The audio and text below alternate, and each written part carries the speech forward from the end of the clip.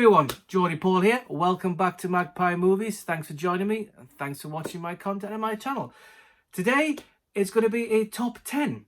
Now yesterday Jordan, aka Movie Wayne, tagged me in top 10 films that you have not seen, which are quite popular movies. So he mentions in our group and said, does anyone get involved? And I thought, you know what? Yep, sign me up, Jordan. I'll give it a go. So between him letting us know on Thursday, Friday last week, to him releasing the video yesterday, to me today, I've had a big long think about what are my top 10. So I have written down, again, thanks to Big Pauly for the thing, for my notepad. I have done a top 10, but I also got some honourable mentions. So we're going to go through honourable mentions first. But before we do, if you're new to the channel, don't forget to hit the subscribe button. If you like the content, give me a thumbs up. And if you want to tag yourself in this and do your own video, if you're a YouTuber or you just want to give a list of yours below, then please do so. So yes, let's crack on with the honourable list. So going into this top 10 tag of movies that I haven't seen, which are popular ones, I was on the impression that I've seen quite a few. I watched Jordan's video and I thought, well, I've seen those ones, I've seen that one, I've seen that one. And I thought it was going to be quite hard to find movies that will be classed as popular that I haven't actually seen. However, I came up with 20 or around that kind of figure.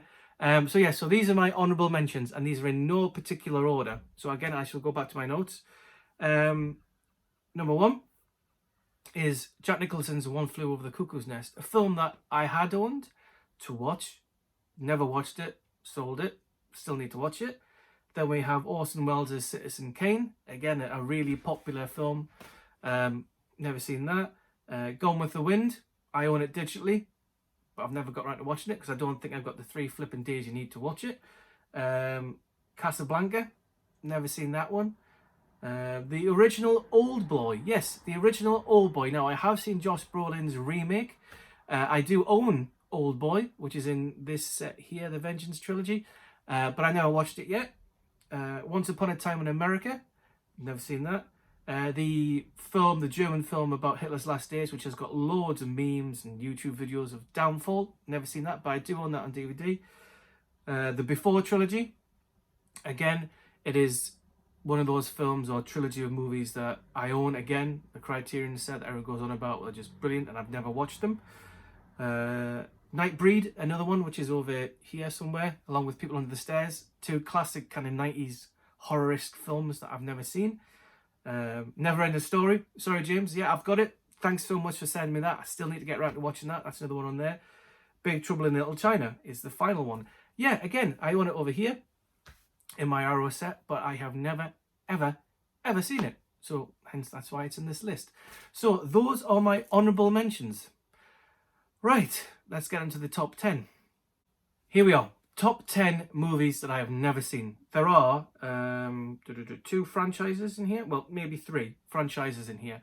So going in straight in at number 10 is the Fast and the Furious franchise. Yep, I've seen the first one when it first came out. I don't know if I saw it at the cinema or I rented it on DVD from Blockbuster or whatever at the time.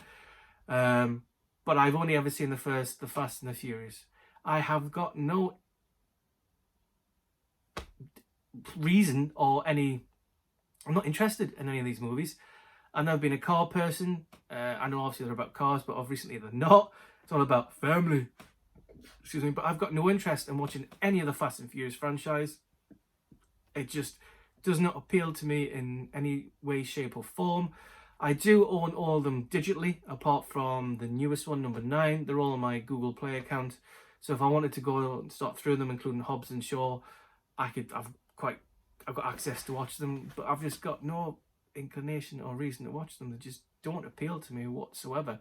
I understand they've got a massive fan base and, well, maybe not for the last one. But yeah, so there you go.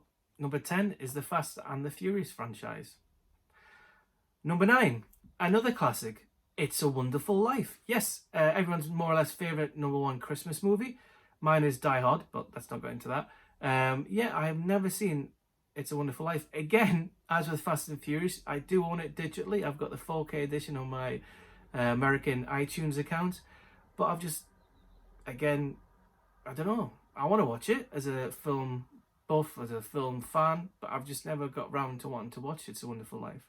So that's another one. Number 8, Raging Bull, Martin Scorsese with Robert De Niro, the boxing black and white movie. Again, it's one of those films that gets so highly rated, so you've got to watch this film, but I never owned it. I'm not a big boxing fan, as with Fast and Furious with the cars. The sport of boxing doesn't interest me. So yeah, Raging Bull with Robert De Niro. Yeah, it's a film I guess that's just passed me by. One day I'll watch it, but I'm in no rush to watch that one at all.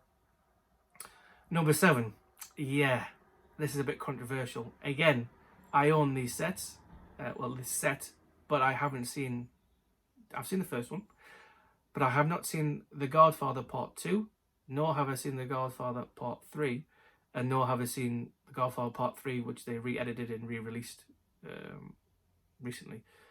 Yeah, so I thoroughly enjoyed The Godfather. It does take a while to get through because all of these are epics, really. They are long movies.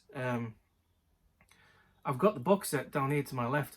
I think with the majority of these films on here, either I own them or I own them digitally, physically or digitally. It's just for me on an evening when I want to watch a movie, or during the day, or if the family's out and I want to put something on. I want to put something on that is kind of in my comfort zone. And although I like the first Godfather, I think with certain movies you have to be in the zone, and it has to be a time when you're interested in watching that certain movie. I really do want to watch The Godfather Part 2 and Part 3. There's no doubt about it, but I have to be in the mindset to watch it. So those are the reasons. It's not an excuse, it's just those are my reasons for not watching The Godfather Part 2 or 3, but at least I own the set, so that's better than nothing. Number 6 is an 80s film, I believe, and it is Ferris Bueller's Day Off.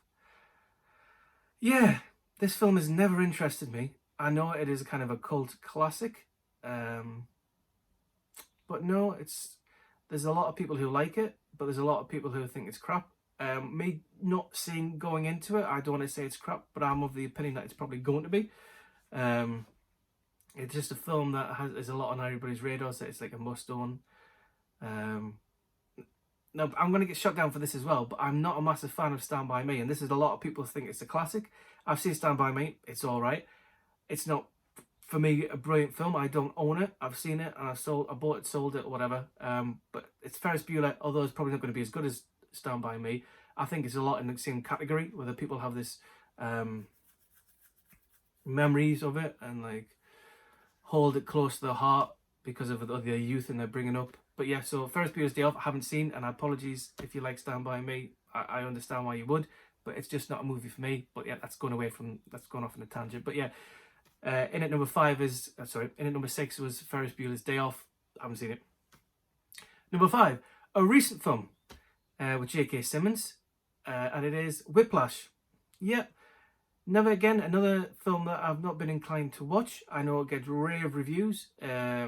A lot of people that I know really, really, really enjoy it. Again, as with others, I own this digitally.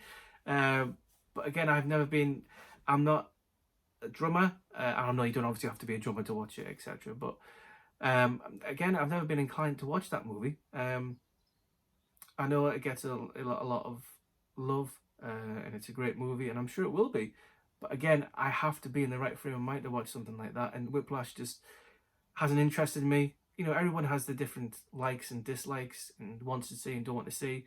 Like, I'm really looking forward to go and see Ghostbusters Afterlife, and a lot of people are going, meh, I'm not really bothered about it. A lot of people really liked Halloween Kills, like me. A lot of people didn't. It's all what you want and what you don't like. So for me, with Whiplash, I will watch it eventually. I just need to be in the right mindset to watch it. And I'm sure I'll enjoy it. But yeah, it's another one that's highly rated that I haven't seen.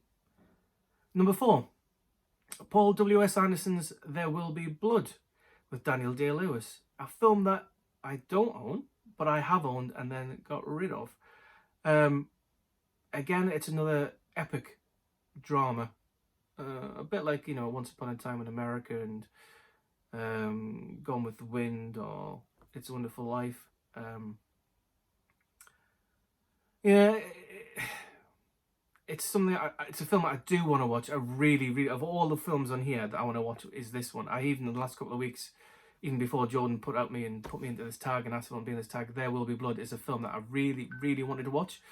I've been contemplating picking it up again or getting it digitally to watch. But again, as I keep saying with all these ones, I have to be in the right mindset. For this one, I have to concentrate, put my phone down, Paul, leave it, don't look at it, concentrate on it. I know it's going to be a long-winded one, but I think I really like There Will Be Blood, but I need to give it a chance. I need to sit down and have that concentration levels to give it a full enjoyment and full attention. So yes, so number 4 is There Will Be Blood. Number 3 is La La Land.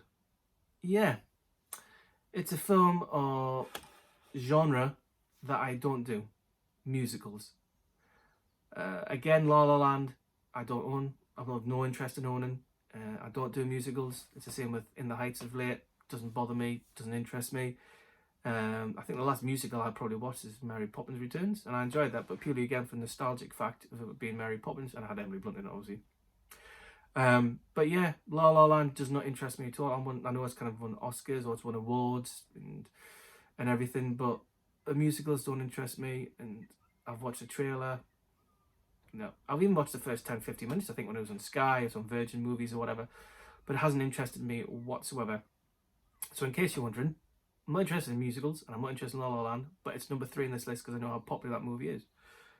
Number 2, another franchise, and this is exactly the same as Jordan's. I have seen Harry Potter, number 1, and maybe parts of 2 or 3 when they've been on the TV. That's it. I have no interest in watching the Harry Potter franchise. From my own personal perspective, I've got interest. But from a film fan and a filmmaker and wanting to watch every film that people enjoy, I want to watch it. Again, as with the Fast and Furious, I own them all digitally on my Google Play account. I even had the box set at one point. As well as having the 2 Deathly Hallows, I think, part 1 and 2. I had them in the 3D, so I had the box set and had those 2 separate in 3D, so I could watch it, obviously in 3D. But no, Harry Potter for me came out at the same time, and I could be wrong with this, so correct me if I am wrong in the comments, at the same kind of time as the original Halloween, Lord of the Ring trilogies. And I always thought, and I'm probably mistaken thinking that Lord of the Rings was for adults and Harry Potter series was for kids. So, yeah, Harry Potter, no interest in me. It is there if I want to watch it, but I've got no interest. And so we come to number 1. Here we are. The number 1 movie that I haven't seen, that I guess nearly everybody else has seen, and that is Stanley Kubrick's 2001 A Space Odyssey. Yep, I've owned it on DVD, I've owned it on Blu-ray, and I have the 4K digital transfer of it. Have I watched it? No. Again, it's one of those films that I think that it's another epic, another journey, a long, long film. It's all about cinematography and pictures. Now, don't get me wrong. I love Clockwork Orange. I love The Shining. I love Full Metal Jacket. You know, I like a lot of Stanley Kubrick movies, but for some reason, 2001 has just never piqued my interest. And I know it is probably voted one of the best films of its time, and even now for the cinematography, the futuristic of it. The way it brings about HAL and computers and space travel for its time is really good, and I've just never tapped into that. So yeah, so there you go. Number 1 is 2001: A Space Odyssey. So 10-3-1 again is the Fast and the Furious franchise, It's a Wonderful Life, Raging Bull, Godfather Part 1, 2 and 3. Ferris Bueller's Day Off at number 6. Number 5 is Whiplash. Number 4, There Will Be Blood. Number 3, La La Land. Number 2, Harry Potter, maybe number 2 onwards to the end. Oh, that also includes the Fantastic Beasts series as well. And number 1, 2001: A Space Odyssey. And that is my top 10 of films that I've never seen. Thank you very much, Jordan, for dropping me a message and asking if I wanted to be in this tag. There you have it. That is my top 10 movies I haven't seen. Don't forget to please like, share and subscribe. Leave a comment below, obviously, to let me know if I'm wrong. What should I watch? What are yours?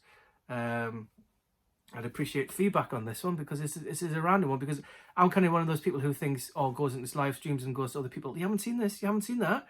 And then these are quite, you know, this 10 or 17 or whatever there are here that I haven't seen, and people will be like, but you haven't seen that though, Paul. So, swings and roundabouts. There you go.